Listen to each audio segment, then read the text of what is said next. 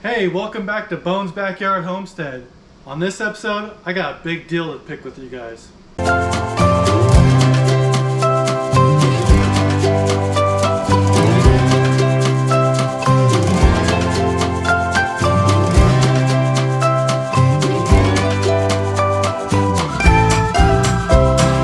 Alright, so like I said, I have a big deal to pick with you guys. Dill pickles. So in the last episode, I made some spicy deviled eggs, spicy pickled eggs, some spicy asparagus, and some spicy pickled spears. Blech, tongue twisters right there. What I'm gonna do this time is I'm gonna make some dill pickles. I have at least enough eggs left over from last time to make 1 jar of pickled dill eggs. Then I'm gonna do a couple jars of the pickled spears with the white cucumber and the Ashley cucumber. And then from the store-bought Walmart pickles, I'm gonna do some slicers. My first step is I'm gonna sanitize these jars.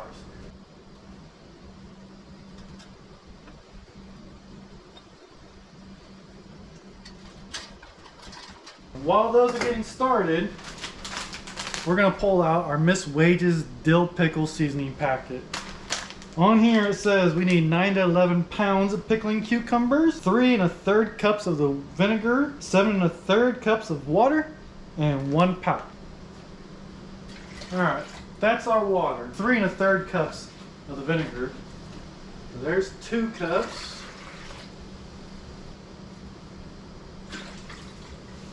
Alright.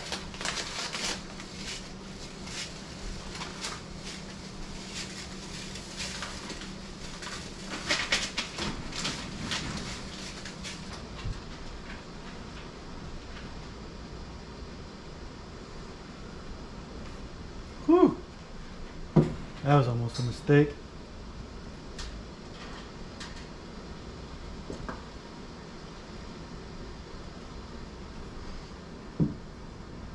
Alright, since these 2 jars down here are ready to go, I'm going to go ahead and fill my eggs up in the 1 jar.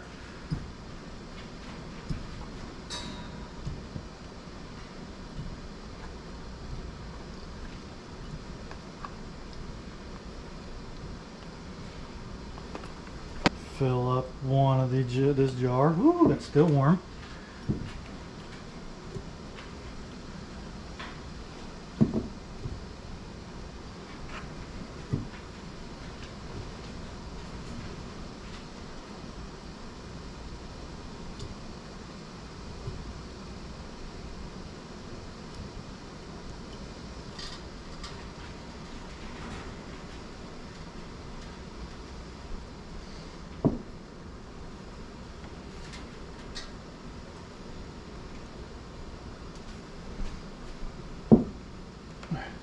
Grab some of these slicers.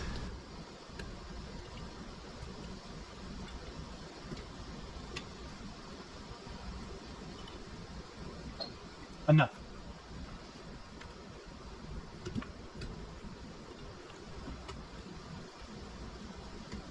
No.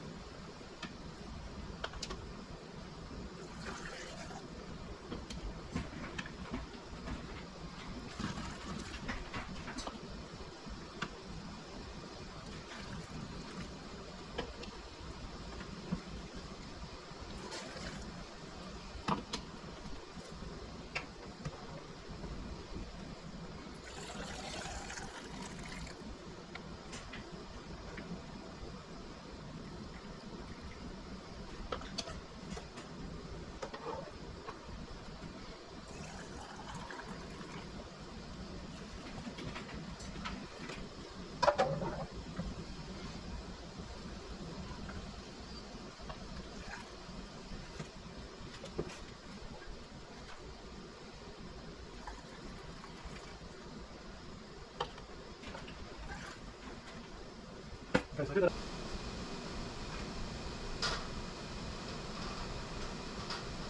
Now I'm just going to sterilize the lids.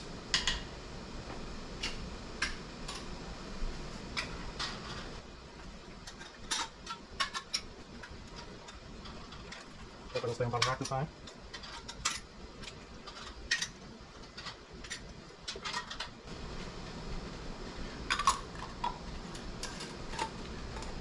The egg is just a...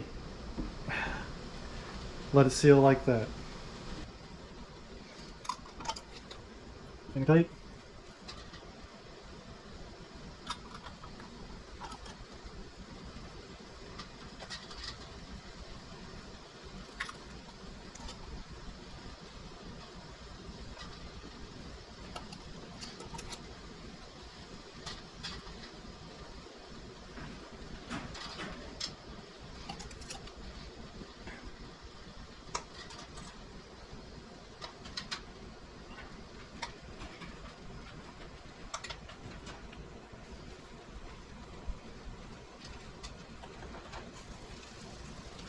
Okay, so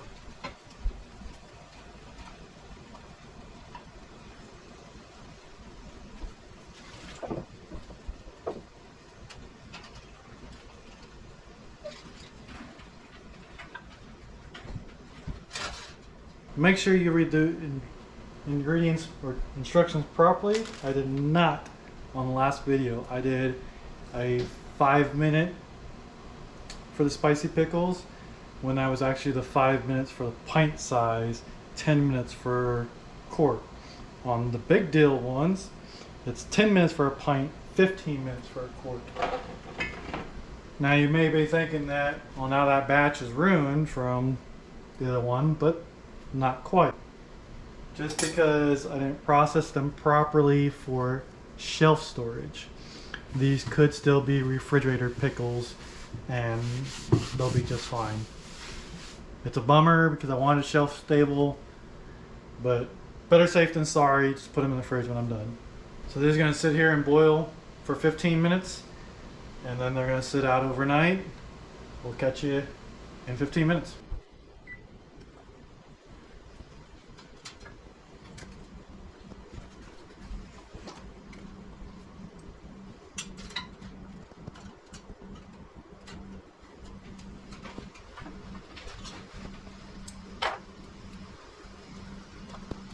Alrighty.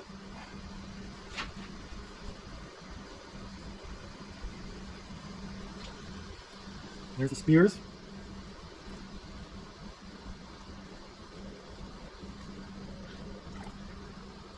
And there's the slicers.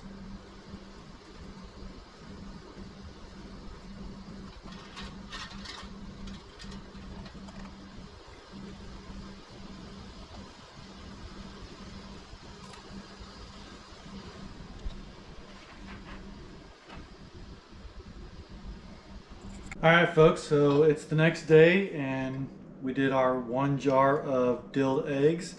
I'm actually kind of concerned about these because I see 1 egg in here.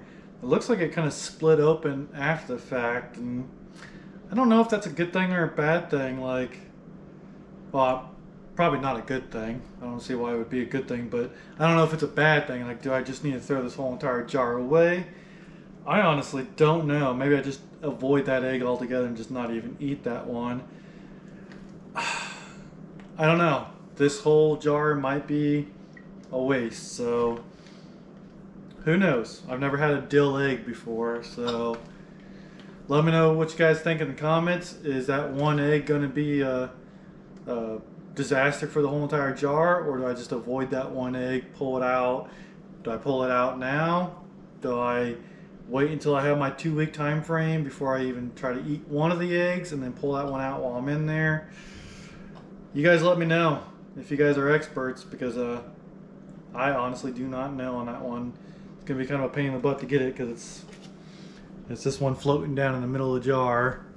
See if I can show you the split on it. Maybe not. I don't know if you guys can see. Yeah, there you go. So yeah, it's split right down. You can see the yolk and everything. So There's that. So we did 3 jars of spears and 2 jars of the slicers or chips, whatever you want to call them. These did all seal perfectly fine. That's awesome. Now before I store these, and I probably didn't mention this in any of my other episodes, but I'm actually going to take the ring off because I'm not going to store it with the ring. If I want to test to see if that is a really good seal, you can pick it up by that lid. And it's going to stay, it will better stay sealed, right? So same thing, like I said, you don't want to leave those lids on.